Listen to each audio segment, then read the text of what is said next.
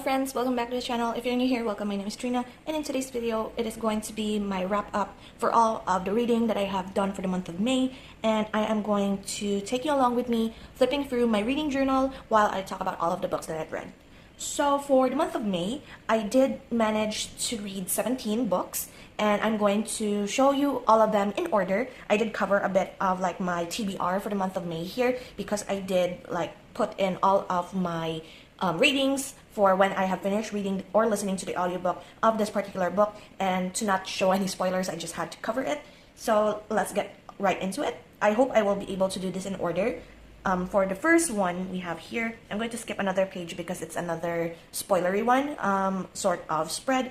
And technically all of my pages do have spoilers because when I review a book that I have finished reading, I do tend to put in names, certain situations or like plots in the book that are spoilery. So if you just want to look at like the spreads and like how I made the page, then that's fine. You don't really need to look into it and read too much of my entries if you don't want to get spoiled. But here we are with the first one. The first one we have here is actually a set of books that I have read for a reading vlog. This is my 24 hours of reading cursed books or content. And this is mostly me reading either there is a curse in the book, like the story is either cursed, the writing style is maybe cursed. I do tend to consider like badly written smut as also cursed. Sometimes it is like there is a curse that's happening within like the story, like the character is cursed or the island or the place that they're going to is cursed. So this is like the set of books that I have read for that. The first one being You've Lost a Lot of Blood by Eric LaRocca. I actually gave this a 1.75 stars. It was like, to me it was like it was a good book at the beginning. It is about this guy who like murders his lovers. Like once he gets tired of them, he tends to murder them and fashion them in a way, or like position them in a way to replicate paintings or sculptures. And that is how he positions or like sets the crime scene basically.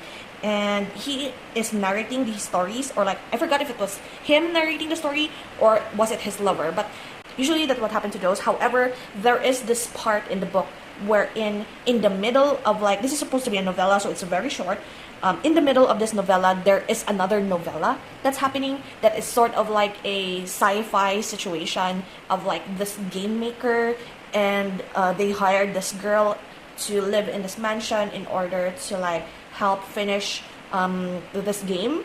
Like it is in beta testing, and she has to finish designing like the monsters that are part of this game. However, there is more mystery to especially like the developer of the game, the woman who hired her, and all of the mystery that's happening in this household.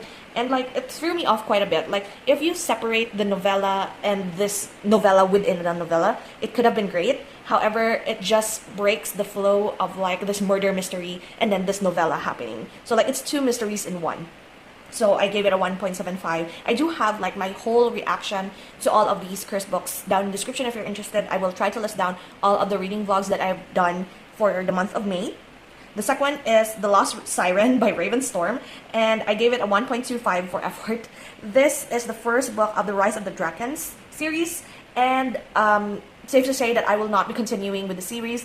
I actually saw a reel of this off of Instagram, or was it Facebook, where I saw this girl recommending this book, and it is about like this girl, human girl, who is supposed to be like, they are basically like prostitutes, and they are being sold by this breeder of some sort, wherein she is to be sold to different, what do you call this, clans of mythical beings, non-humans, who have no longer like females in their clans. And so she's basically the one who is going to sire all of like the kids, the future generations of this whole clan.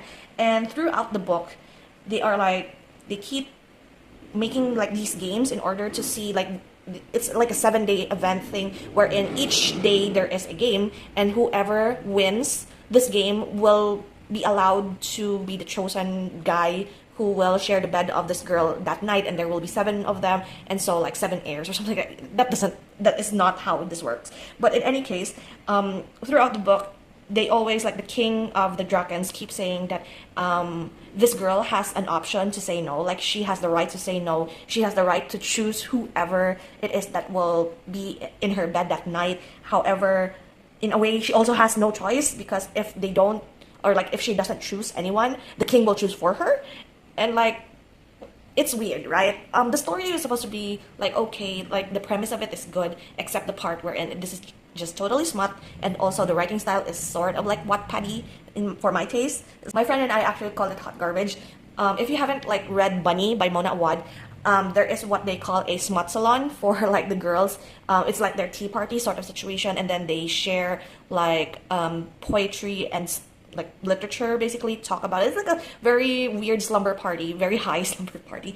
And so my friend and I also have like a little bit of a smut salon of our own, wherein we exchange like recommendations for like hot garbage, very mature, very adult books that are like something we just like read, either to hate read, not necessarily that, but usually either to hate read, to like do commentary on them, and like just rot our brain cells reading them. And this was one of my recommendations, which is quite funny. So in any case, 1.25 for The Lost Siren.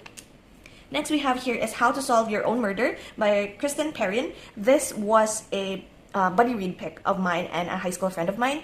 And I was supposed to finish this, like, this was supposed to be our April and May buddy read. And I haven't heard from him yet if he has finished, because he was quite busy with work this month. So I didn't have, like, I couldn't get a reaction from him. But I did not put my star rating here. Hold on. I rated it as a 3-star. So 3-star for this book. In a way, this is about a story of a woman who has been prophesied that someone close to her is going to kill her. She's going to get murdered. And it has something to do with like a bird and something. And there are a lot of clues. And she was like, this was her when she was like a teenager and like, or almost a young adult. And all through her life, she has been obsessing over like trying to find out who is going to murder her. And in a way, the plot twist was kind of a bit expected, I guess, in a way. And I kind of like enjoyed the flow of it. However, there are a lot of plot holes when it comes to this story, because we are following her like grand niece, who is supposed to like inherit like her whole estate, unless as long as she is able to solve the mystery of her murder. And yeah, it's kind of weird. The main character is reckless, of course. She tampers a lot about like the whole crime scene. It's kind of weird for me, and I don't know if like this is the first book of the Castle Knoll files. Castle Knoll being like the town, I guess, or the location where the mansion of this woman is, like her whole estate. So I don't know if like the succeeding series books in the series, what is there left to do, right? Because this one mystery is like the whole town itself. So 3 stars for this. The next one, and I believe this is the last book that I have read for this 24-hour reading vlog, like the physical book, or like a digital book rather, The Bayou by Arden Powell. This is also a short, very adult and mature LGBTQA plus book, and I really enjoyed it actually. It's a 4-star, very quick read. This is about, if I could remember properly, this is about a guy who has witnessed like a death, or like how a friend of his died during Sunday school, or like Sunday after church playtime situation when they were kids. And conveniently he had amnesia, or is like trying to not remember the situation, because he was afraid of telling the truth about the murder of this kid. And then this kid's spirit is like not like, it cannot rest because of the situation. Like she wanted revenge over this person that had killed her. And this whole thing is like this guy having conversations with the spirit, or like this sort of like dark guardian of this girl who has been murdered, and like him trying to unravel like what he has forgotten, or like the memory that he has suppressed all these years. And the bayou is like the area where her body was found. And I really actually enjoyed the story, and like I love the revenge plot and how it was served, and it was enjoyable for like something that is cursed basically. And I think I do have another, it is not a book, but it is also part of the 24-hour reading vlog. I do not put manga in my reading journals because I have a separate manga journal for that. And I did include like a manga in this 24-hour reading vlog, which is Hell's Paradise, which is now my top favorite manga, like probably of all time. I don't know, that and The Promised Neverland is like up and down when it comes to like favorite manga, but the ending of Hell's Paradise is quite satisfying. So I gave that whole manga like a 5 out of 5. If you want more information about that, then you could like watch my reading vlog, my 24-hour reading vlog, as I spaz and like fangirl all about this manga. The next we have here actually is Vengeful. This is book 2 of V.E. Schwab's Villains series. Book 3 has not come out yet. Of course, it hasn't. I don't know if when it will be announced, but this book is a 5 out of 5 for me. If you have not, like, here it is. This is Vengeful. If you have not known about the series, this is a series wherein they are like studying extraordinaries, people with superpowers. That's the first book. The second book is more of like more and more of the extraordinaries are like coming out and wreaking havoc all over society. And there are a lot of girl bosses in here, and it's very much enjoyable. It's very chaotic, I guess, but I really do enjoy like a good revenge story, like similar to like the Bayou. This also has like a good revenge plot, but also karma plays a big role in this. And the ending was actually super satisfying, if I'm completely honest. It was so good that there is a cliffhanger in the ending, and it makes me really want to pick up the next book for this. So yeah, quite a little bit of like a tabbing situation in here, because the first book I think I tabbed a bunch, but for the second book it's not that much. And then the next we have here is another V. Schwab book. This, I believe, I'm not sure if this was part of another vlog that I have, but I do have, like, there is another vlog that I have with Vengeful and then A Darker Shade of Magic by V. Schwab as well.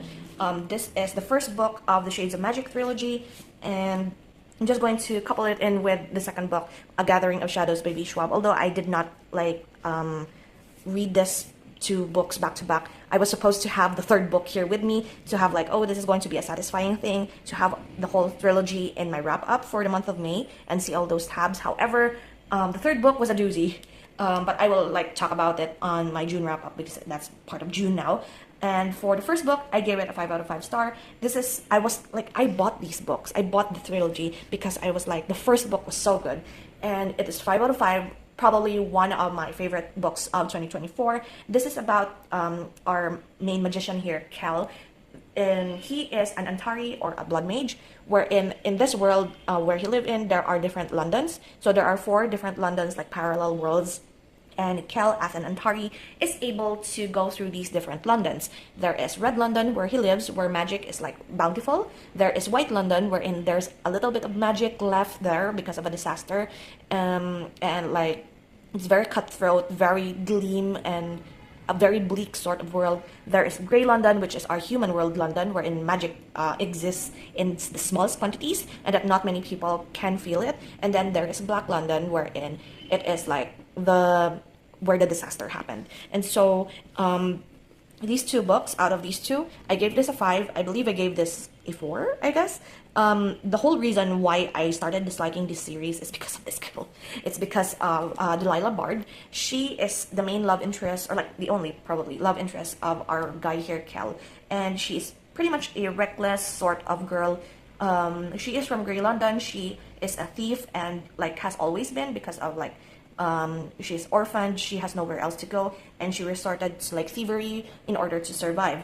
And she like pickpocketed Kel out of nowhere when he was visiting Grey London, and that's how the disaster happened and all the chaos that are in these books. So I believe she's the only reason why I did not enjoy the series moving forward. And I'm kind of sad about it because I really love the concept of these books. It's just that her attitude and her way of dealing or like talking, like there is this situation wherein everybody was like in chaos trying to solve this problem, and she's just there raiding the princess cupboards of all of like the expensive vintage wine and just drinking the whole bottle by herself, not caring to like ask the prince if she could have some. And like that annoyed me. That annoyed me pretty much, especially that Kel really adores her because of that, because of how defiant she is. So yeah, sad to say, but that is that. Next we have here is part of my 200 pages per day reading vlog. I believe the first 2, Vengeful and Darker Shade of Magic, was also part of that 200 pages a day situation. And the third one is A Botanical Daughter by Noah Medlock. I also read this on digital, and it was kind of a bit enjoyable. I gave it a 4 star. This is another LGBTQA plus book wherein this mycologist, botanist situation I say mycologist because he mostly researches on mushrooms, but he is a botanist in general. And a taxidermist. They are lovers and they live in this big greenhouse owned by the botanist in order to like have privacy because of the times that they are in, and they are not really that accepted. It was a wild thing, like what they did, like the situation that they are in. Like they tried to like create this Frankenstein-ish sort of monster out of plants and a substrate which I will not mention lest to spoil the whole book, but they made their own daughter out of like plants and something else. So I actually recommend this if you're like interested in those sorts of situation and like have an interest in plants and how smart plants can be, even though they are like they have no brain. It's interesting. Like starting here, I now realize that I really have an interest in like literature when it comes to like mushrooms and mycology. So yeah, I do recommend Botanical Daughter. And then we have the Folk of the Air trilogy, Cruel Prince trilogy. And I actually finished all three books in this, all on audiobook. It was quite enjoyable. However, I still do not get like the hype of Prince Cardan, even if I have finished the whole trilogy. It is YA, so probably the target audience is not my age range.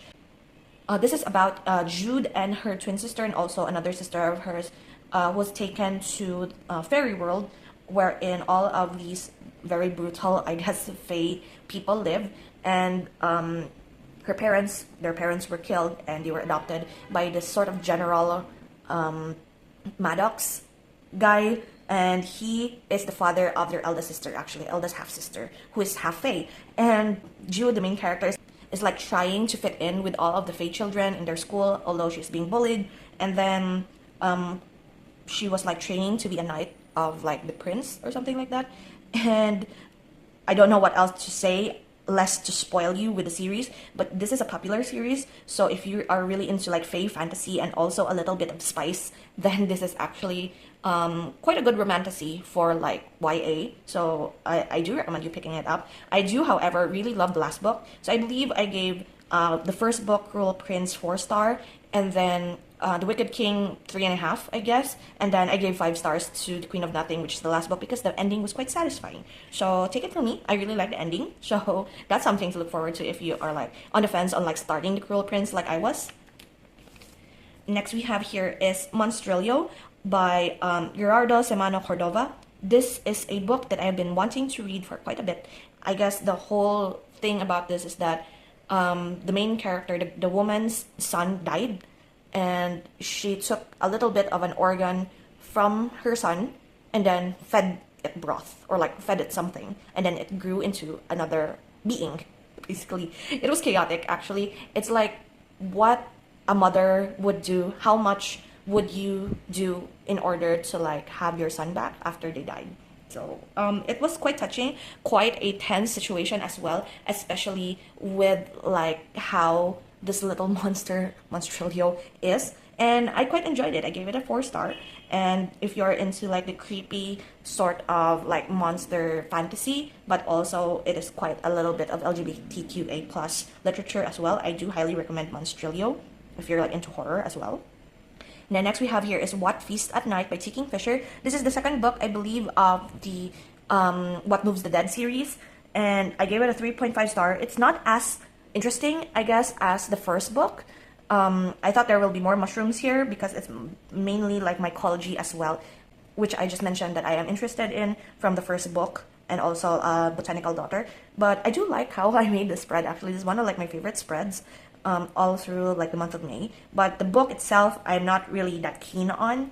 I will not spoil you what it is about, other than there is this like miasma, I guess, that is killing people.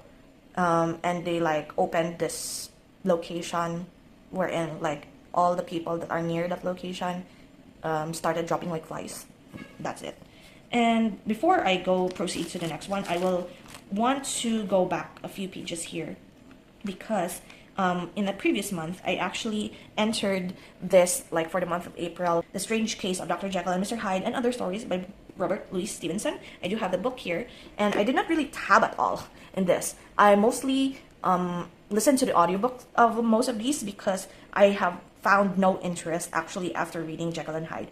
I guess the only short story that I enjoyed from this author was Markheim, which I gave a 4. These are all of the little stories that are in here that I rated individually, and overall this book I gave it a 3 star.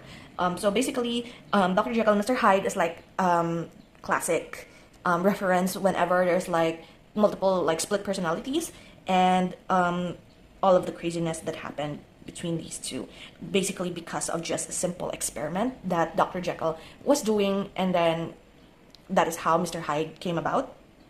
The Merry Men is about, what is it about? The Merry Men, I believe, are like waves, like waves, like ocean waves that are treacherous for sailboats and sailors. And then this island has become pretty much sort of like haunted, I guess, because one of the residents killed a sailor just out of greed, and all of his stuff, like the stuff from the shipwreck, he has plundered. And now every time he sees a sailor that is being almost like shipwrecked near the island, he goes paranoid because he thought that it was that sailor that he first killed coming back to hunt him. The Will of the Mill is about this kid, Will, who really loves to do traveling, and he, like his parents own an inn, also like a part of like a windmill situation, and all his life he wanted to travel. However, there are like all of these people who are like living in their inn saying that traveling is good, traveling is like amazing, you can see a lot of different stuff there. And then there is this one person who like says traveling is not that worth it, and like he took this one negative comment about traveling and then ran with it. Like he doesn't want to travel anymore all of his life. And like all of these like classic short stories, I believe, always has a lesson for each and every one of us who are reading. And I guess this is like, don't let one bad comment overshadow all of the goodness that that certain thing that you are so passionate about destroy, like overshadow. Like it's just one comment about traveling not being a good thing, and then he already gave up on his lifelong dream. So yeah, that's one thing. Markheim, which is like, I guess my favorite of them all, is about like this is super short. Markheim was super short. This is about a guy who is like pawning like a certain artifact or like an item to this pawn shop guy, and then he was like paranoid because the person was saying that you might have stolen this item, where is this item from, and he was like guilt tripping the guy who was pawning the item to him. And so that guy, who is like conscious and like being gaslit, killed off the pawn shop owner. And like it was like a battle between, does he go to the police and like come clean, or does he run away and hide from this problem for the rest of his life? From Janet, I did listen to audio. This is like a super creepy horror-ish book wherein all of the people say that Janet is like a witch of some sort, like sort of witchcraft, witch hunt situation. Well, in fact, that she is not. And then I think that's all I can say about that, because more of it will spoil like how horrific the story is. So if you like horror stories, then you could listen to that. It's on YouTube, you can find it. Olalia or Olala is also like a, I forgot what this is about. I think it's about like vampires, like a vampire lady of some sort. And then The Treasure of Branchard is also like something that I couldn't really remember what this is about, other than it being like this treasure that this guy was looking for and somehow finding at first try. I have no idea why, but like he has been obsessing. Like people are saying that this treasure cannot be found anywhere. Oh yeah, this treasure was like, it cannot be found, but he adopted like a boy, and then once they went to this area, he found it immediately. And then like he, or like one of his family members, accused of the little boy that they adopted as the one who stolen those treasures, blah blah blah. Weird. I just don't find that probably Robert Louis Stevenson's writing style is not for me. One, because it's a classic, of course it's difficult to read, but also it's like, I don't know if it's Scottish. I don't know what this, oh dear. I will have to research more on this, but the accent, the way it's written, I cannot really, if I can't hear it, I won't understand it written down.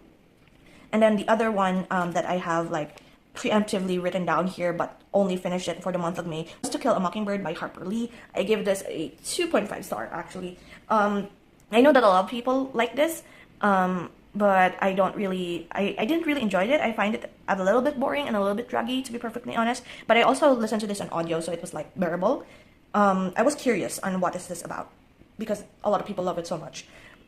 So I think this is about a girl whose father is a lawyer that was representing a Black American. In this case, wherein like the Black American assaulted a white female. That's this like whole case of racial issues and a lot of that stuff.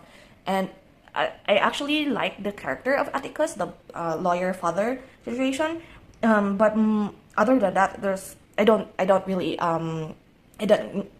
not really enjoy it as much. Like, I am not sure because this is more like required reading for school, and I didn't need to experience that. But in any case, it was an okay book. It was not just not for me. Next, we have here, we go back to our pages here. This is The Invisible Life of Addie LaRue. I also listened to this on audio, gave it a 4-star. At first, it was draggy. So this is about a girl who had wished, like, she had wished for freedom. She did not want to get married. And all her life, she only wanted to have like the freedom to travel, to see the world, to do all the things that she wanted to do. She wanted more time to do those things, like have freedom and do everything that she wanted to do and plan to do.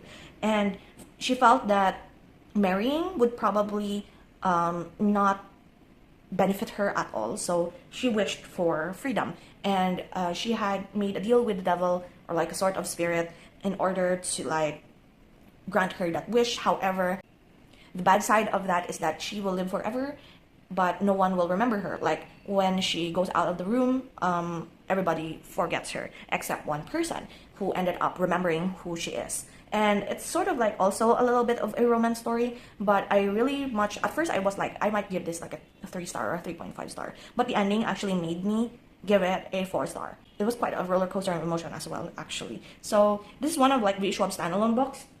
I thought I was not going to enjoy it as much as her series, but lo and behold, I really enjoyed it. I already talked about The Gathering of Shadows, so I'm going to skip this part. Also, Wicked King and The Queen of Nothing. So basically, we are done because this is already June's pages. So that is all the 17 books that I've read for the month of May. Is this a good reading month? I'm not particularly sure, but I will show you the first few pages that I have covered up. Here we are. This is my May TBR that I have prepared early before the month started, and I did not read 3 of the ones that I have prepared. So it is The Final Empire by Brandon Sanderson, the Mistborn trilogy, the beginning of it. The Warm Hands of Ghosts, I did start reading this, but I was interested in this actually because it's like medical suspense, also military sort of story, wherein the nurse, military nurse, was looking for her brother who is in the front lines. And like ghosts and seances are happening there. That's why it's like Warm Hands of Ghosts. And then Daughter of a Moon Goddess, which I have like been on hold for quite a bit. It's like a very chunky 500 pages book, and I was like, I bought both the first and the second book of this duology thinking that I will probably love it. However, I have no real motivation to pick up like this sort of Chinese-esque, I guess, sort of mythology book. And then here is the last page. I don't know where my letter L went, so I'm just going to put another L sticker there once I finish filming. But this is like my stats, my May reads, everything I've listed down here, 17, all of them. I included the manga here, even though I did not put an entry for it. And I did all of like the pages, the page count numbers. I wanted to see that. That's why I have here total pages, 5,327. 5,327, not including the manga pages. Manga pages, I believe, are 201 or 202 per volume, and that's like 10 volumes that I've read. So that's amounting to like 2,200 more pages. So I did not include that there in my total page count. And I added this new thing here wherein I will put in whenever I finish a series, like what series I finished for that month, so that I can see at a glance what I have finished. And then here we have my 5-star books, 2 V. Schwab books, and 1 Holly Black book. My favorite book out of all is still Darker Shade of Magic. Still hold on to that. Least favorite book, The Lost Siren, basically the Draken cursed book. And that is it for my May wrap up. Thank you so much for hanging out with me today. Hope you enjoyed. For the month of June, it's not really necessarily a good reading month for the month of June, but I have like different titles that I have so many things to talk about.